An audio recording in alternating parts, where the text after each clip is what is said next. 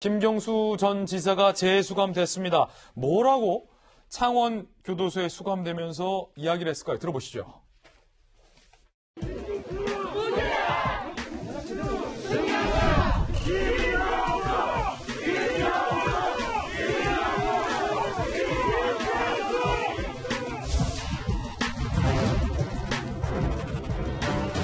이제부터 져야 할 짐은 온전히 제가 감당해 나가겠습니다. 하지만 사법부에서 진실을 밝히지 못했다고 해서 있는 그대로의 진실이 바뀔 수는 없다는 점을 다시 한번 분명하게 말씀드립니다. 그렇게 외면당한 진실이지만 언젠가는 반드시 제자리로 돌아올 것이라고 저는 확신합니다. 김광삼 변호사님, 재수감되기 전에 김경수 전 지사의 이야기인데,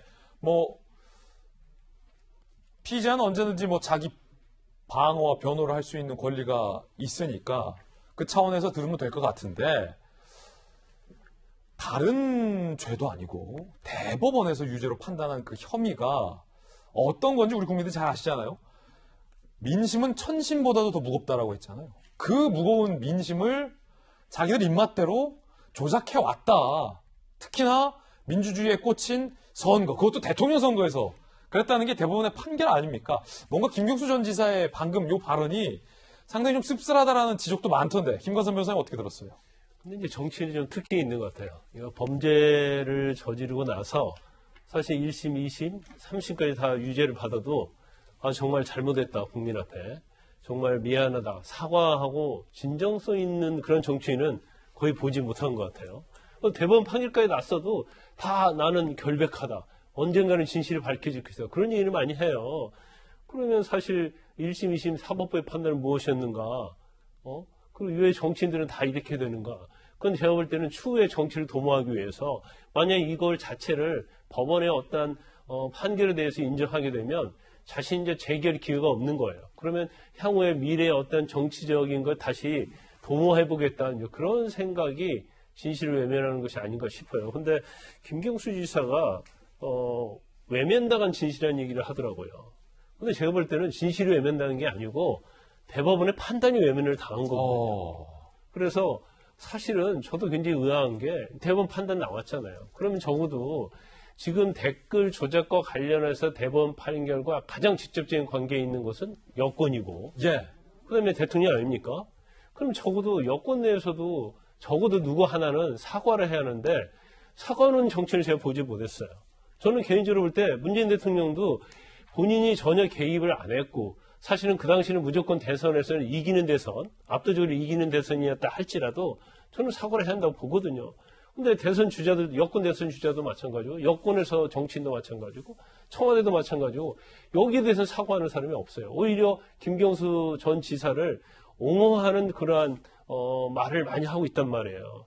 그럼 사법부나 대법원은 왜 존재하는가? 적어도 1심, 2심 재판부에 대한 불복할 수 있어요. 하지만 대법원까지 유죄 판결이 나온 거에 대해서는 진정한 사과가 있어야 하고, 설사 납득을 하지 못하다 하더라도 판결을 존중하는 그런 태도가 중요하다고 봅니다. 문재인 대통령은 아직도 이 일에 대해서 침묵하고 있습니다. 야당에서는 대통령의 침묵을 비판합니다.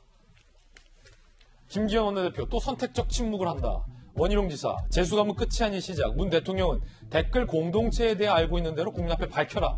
김은혜 의원, 나흘째 이어지는 님의 침묵은 대통령을 비겁한 지도자로 만들 뿐이다. 청와대 취입기자 출신의 이재명 기자, 대통령은 왜 침묵하는 걸까요?